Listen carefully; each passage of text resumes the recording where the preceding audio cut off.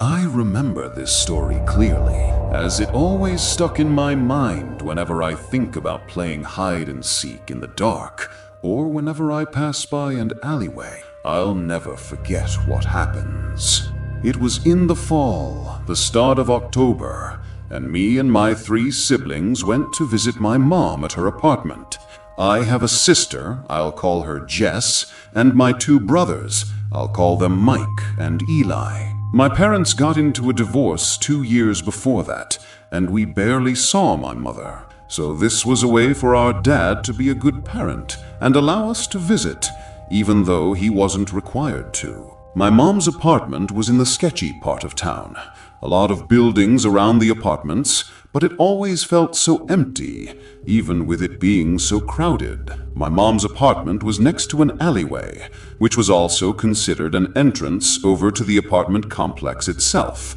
That's what I mean when I say it was in a sketchy area. If you were to search around for it, you probably wouldn't even be able to find it, unless you were to go driving down a long, dark alleyway. My mom's apartment was on the 2nd story, and my siblings and I were always excited whenever we had the chance to visit her. I loved my mom. She was small and cozy. Her apartment, too, was also very comfortable. It reminded me of my grandma's place, with soft furniture, unnecessary decor laying around. Another great thing about her apartment is her neighbors. A while back, when we visited, we made friends with the neighbors downstairs, a boy and a girl who I'll call Zach and Chi-Chi. Zach and I played a lot in the parking lot area of the apartment complex, next to the alleyway. Typical games like cops and robbers, tag, and kickball. But this day in particular, we decided, since it was October near Halloween, we should play hide and seek. He came up with the idea of playing it outside at night. My siblings, of course, wanted to join, and we all decided that at 9 o'clock we'd all leave our rooms and go play. Since it was October, night came by pretty fast, and so did the dark, which resulted in pretty spooky lighting that we wanted to have. It was me, Zach, Chi-Chi, my sister, and my 2 brothers all playing. So once it hit 9 o'clock, we all did exactly as planned and left our rooms and joined each other outside. It was quite dark around the corners of the building, but the tall lampposts lit the parking lot with its orange, rusty color. Whenever we play a game involving a tagger or seeker, we did that little game of bubblegum in a dish. So tonight we did just that, and we did it until Zach became the seeker. Everyone ran off into their little hiding spots, not too far off the complex boundaries, but not only limited to the parking lot itself. I remember I ran with my sister Jess, who I always stuck along with because she was the oldest. We ran over nearby the back of the apartment building, over by the large garbage tins. The only way to go here was to enter the long alleyway and go further down until the end of the building was exposed. And that's what we did. We figured that they wouldn't go all the way over here, so it was the perfect spot. As Zach yelled the "ready or not," the game began. At first it was exciting, but the excitement quickly went away once we actually started to just wait for him to find us. A lot of silence except the noise of the night. I started to get impatient, and so did my sister, but she whispered to me that they eventually will come by and find us. But a couple minutes later, we started to get bored. I did at least. I said, maybe we hid too well, and she laughed. She told me that maybe we should just go in forfeit, since it's becoming a little late. We started to get through the garbage bags and aside the large garbage tins, and then we were dead middle of the alleyway. That's when my heart dropped. I faced the end of the alleyway and met a figure standing in the alley light. I knew it wasn't anyone I knew, since the person was extremely tall, as if someone put on extra inches in their shoes to look taller, and the light made it hard to see their face, since it was directly from the top, and so their hair made a large shadow on it. But then I realized something. Their hair. It was an afro, and it was colorful, like a clown wig. The worst thought came into my mind. It was a clown, and looking at the clothing, it did appear to be a clown. It wasn't even Halloween yet, so why was there someone dressed as a clown in the alleyway? It was scary was that the person just stood there, not moving a single muscle, and they were staring right at us. My sister pulled me back, seeing that there was something strange going on. She told me we should probably go back with the others, and so we did. We went down the long alleyway in hopes to find our friends and brothers. Luckily, we found one of my brothers, Mike, and then Chi-Chi was also there.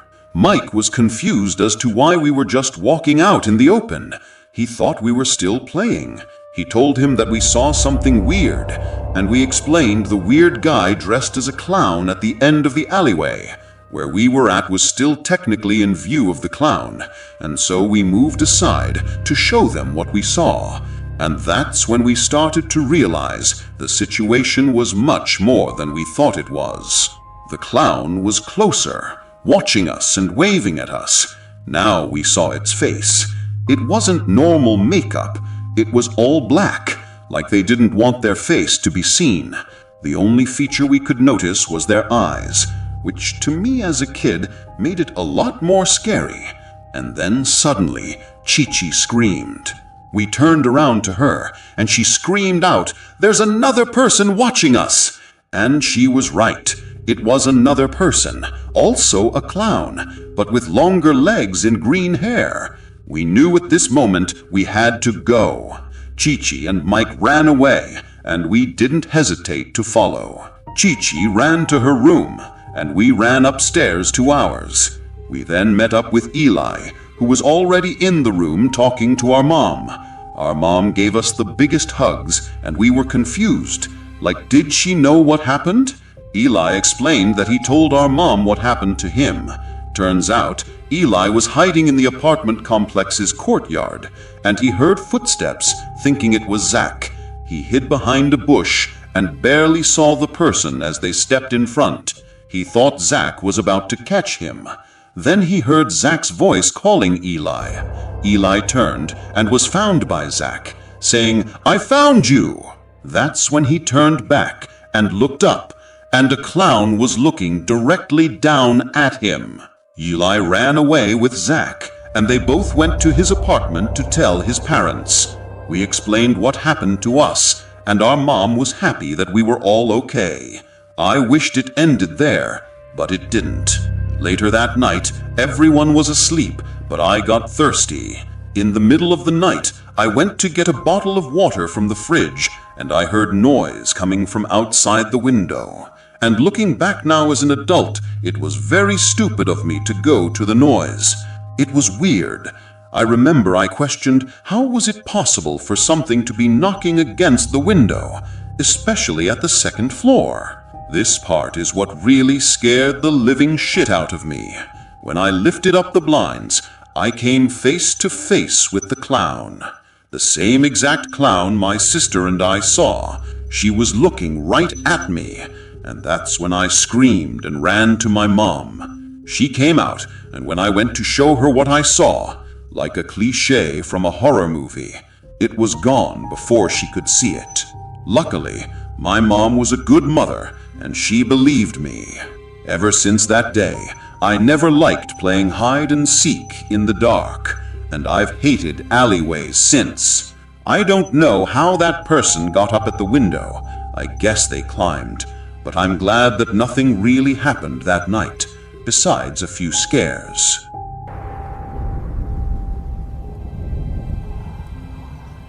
The story I'm about to tell you happened to me when I was 11. I was in 6th grade. The school I attended was across the street from a beat-up-looking house that honestly scared the living shit out of me as a kid. It just looked old and disgusting, and I couldn't understand why if someone was living there, why were they okay with how the outside of their house looked? Whenever me and my friends passed by that house on our way home from school, they'd make fun of it. I would scold them and say that the owner of the house wouldn't be too happy to see a couple of middle schoolers making fun of a place where they lived. Of course, my friends made fun of me for being scared of a reaction. I was a pretty big scaredy cat as a kid, seemingly afraid of an adult's angry reaction all the time, so they were not wrong. Passing that house was okay at first, but once October came and my friends were staying after school for the programs they did, things started going downhill from there.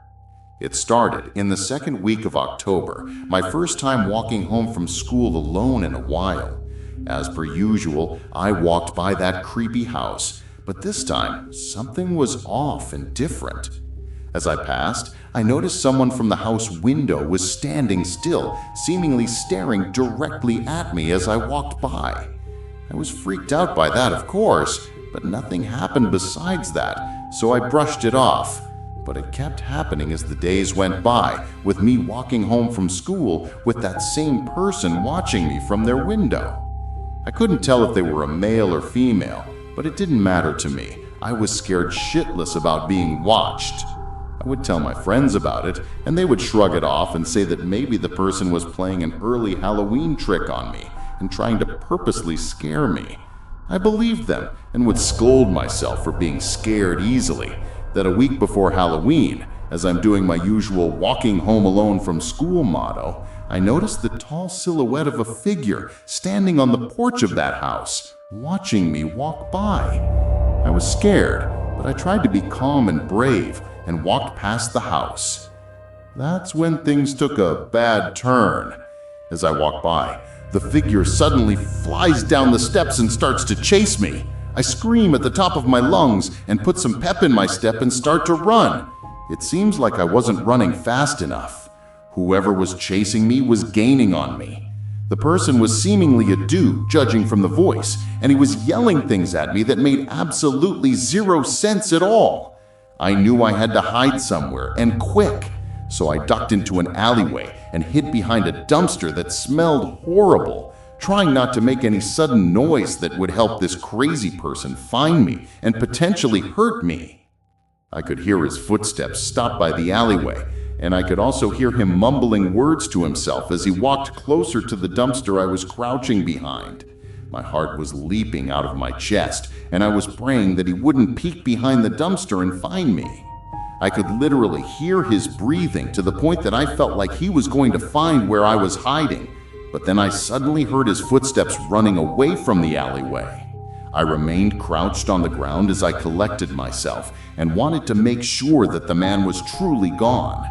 Once I felt like the coast was clear, I ran the rest of the way home, and as soon as I entered, I told my parents what happened, and my dad decided to call the police.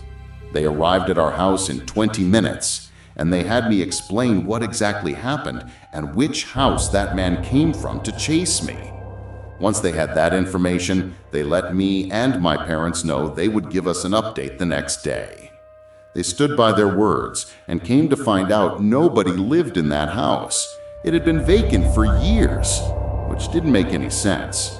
The police suggested that a homeless man or squatter most likely stayed in that house, and for whatever reason, decided he wanted to scare me. Nothing was done after that, and when I told my friends, even they were in shock and disbelief. Thanks to that day, I still get scared whenever I pass a house that looks creepy or abandoned.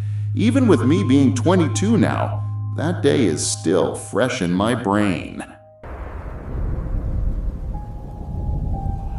I come from a rural area in Poland. My country is still very much Christian, so Halloween isn't really widely celebrated. Many older people perceive it as satanic. Still, nowadays, many decorate their porches with stacked pumpkins, some surprisingly made into jack-o'-lanterns, even in the countryside. At that time, I had a habit of taking my dog Susie for a walk each evening. It was mostly because Susie is rather on the larger side, and going out with her during the day was literally a nightmare. She used to hate kids and cyclists, so she would bark all the time and try to bite them. In the fall, it gets dark here pretty quickly, so 8 p.m. seems practically like the middle of the night. You can't see where you're going if there's no lanterns or streetlights. That day, it was dark already, and so I went out with my dog. There's a small road that I really like going on. It leads from the village supermarket that's quite close to my house to a church.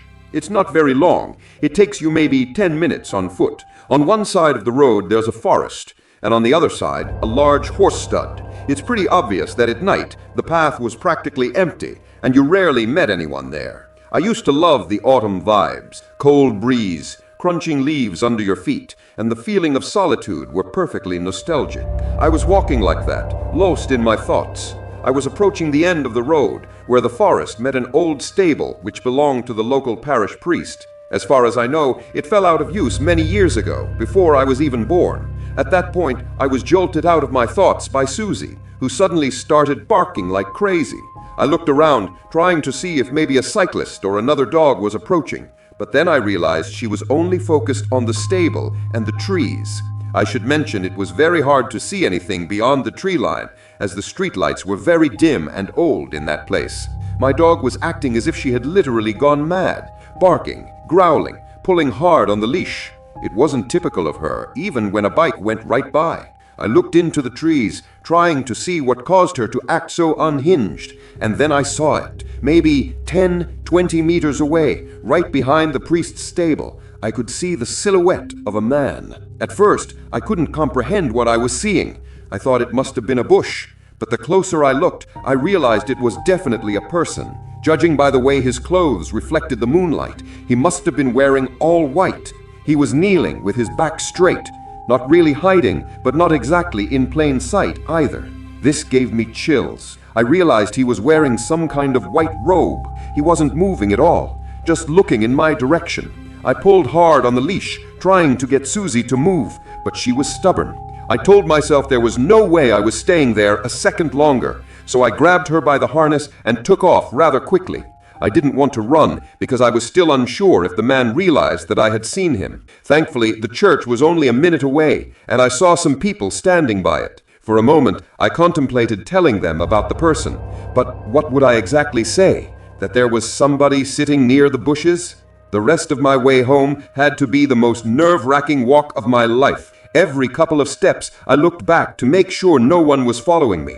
Even my dog wasn't sniffing around anymore. She was just walking quickly straight ahead. I did get home without any further problems, but I wish I could say it was the end of my story. That night, I was woken up to multiple sirens wailing. They went off for a good half hour. The next morning, I saw in the local news that somebody had set the priest's stable on fire. People were saying that it was probably some drunk teenagers trying to play a prank and pull stupid tricks, but I knew damn well I hadn't seen giggling teenage boys the previous evening. The person I saw looked disturbingly calm, as if they were waiting for something. There could possibly have been more people hiding in the shed, but if so, I'm happy I didn't actually see them, or I might have had a panic attack. I really don't want to be the one contributing to the propaganda that Halloween is a satanic festival. But what I saw that night was really disturbing. A person wearing white robes, silently kneeling just out of the reach of the streetlights. What bothers me most is that between the time I saw him and the time of the fire, at least 5 or 6 hours passed. Like, were they kneeling there the whole time? What on earth were they doing there for most of the night? However, I do feel very relieved that he didn't decide to follow or even acknowledge me that night, that Susie didn't pull me even closer to him. If that person, or rather those people, were willing to set the whole building on fire, I don't want to know what else they were capable of doing.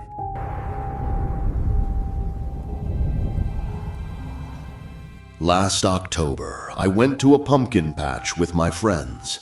It was right after school, and the air was cold and crisp. The leaves were orange and yellow, and the ground was covered in fallen leaves. We had been looking forward to this all week. The patch was small, but busy. Families were walking around. Kids were running with their parents, and the smell of baked goods from a small stand filled the air. We parked and grabbed a small wagon to carry our pumpkins. There were rows of pumpkins everywhere, big and small. We walked down one row and found some nice pumpkins to pick. Everything felt normal at first. My friend Kevin dared me to pick the biggest pumpkin at the back of the patch, the one that was near a little wooded area. I laughed and agreed. The path to the pumpkin was narrow. The further we went, the fewer people we saw. The laughter and chatter from the main area faded behind us. I noticed the trees around us were thick, and the shadows were long in the late afternoon sunlight. The wind made the leaves rustle, and it sounded like whispers. I tried not to think about it. When we reached the pumpkins, I noticed something strange. Behind the pumpkins, near the trees, there was a figure. At first, I thought it was a scarecrow. It was standing very still, with a hat on, and its arms were out like a cross. But then I realized it was too thin to be a scarecrow, and the hat moved slightly, like someone breathing under it. "Do you guys see that?" I whispered. Kevin turned and looked, but he shrugged. "Probably just a decoration," he said. I wasn't sure. I had a bad feeling in my stomach.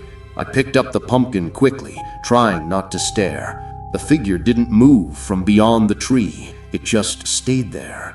We started walking back to the main area, but I kept glancing over my shoulder. The figure seemed closer. I couldn't tell if it was moving or if my eyes were playing tricks on me. Kevin noticed I was acting weird. "Stop looking back," he said, laughing. I didn't want to. Something about it made my skin crawl. When we reached the edge of the pumpkin rows, I turned to get one last look. The figure was gone. I felt a small sense of relief, thinking maybe it was just a person walking behind the trees, or someone's costume. We headed toward the stand to pay for our pumpkins. The path was slightly darker now. The sun was almost gone, and the shadows were thick. As we passed the wooded area again, I heard a crack. It sounded like a branch snapping. Kevin didn't hear it. I stopped and said, "Did you hear that?" Kevin shook his head. I turned slowly, and my heart stopped. The figure was there again, about 10 feet behind us. No arms out this time. It was just standing. Kevin noticed I stopped moving and asked, "What's wrong?" I tried to speak, but my throat felt dry. The figure started to tilt its head, like it was studying us. Then, seemingly without moving its legs, it started to move forward. It didn't even look like it was walking normally. It looked more like it was gliding, almost floating over the leaves. I grabbed Kevin's arm and we ran toward the stand. Our pumpkins bounced in the wagon as we ran. I could hear leaves crunching behind us, faster than they should have if it was just walking. When we reached the main area, people were still there, laughing and eating. I looked back, and the figure stopped at the edge of the pumpkin rows. It just stopped and watched. We paid for our pumpkins and got in the car as fast as we could. I didn't look back again. On the drive home, I told Kevin to promise me he didn't see anyone like that. He said he didn't, that he only saw the pumpkins in the trees. But I knew I hadn't imagined it. That night, I couldn't sleep. I kept thinking about that damn figure standing there. I couldn't stop thinking about the way it moved, the way it looked like it glided. I tried to convince myself it was a Halloween prank, but it didn't feel like a joke. That was a family-friendly pumpkin patch, and that would be way too scary for little kids. A few days later, I read online that someone had reported seeing a strange person in a costume at the same pumpkin patch. They said it was late afternoon, near the trees, and the person didn't speak or move like a normal person. The story didn't give names or faces, just the report. I haven't gone back to that patch since. Every October, when the leaves start falling and the air gets cold, I remember that figure. I remember the way it moved. And I remember thinking, if it had wanted to, it could have followed us all the way to the car.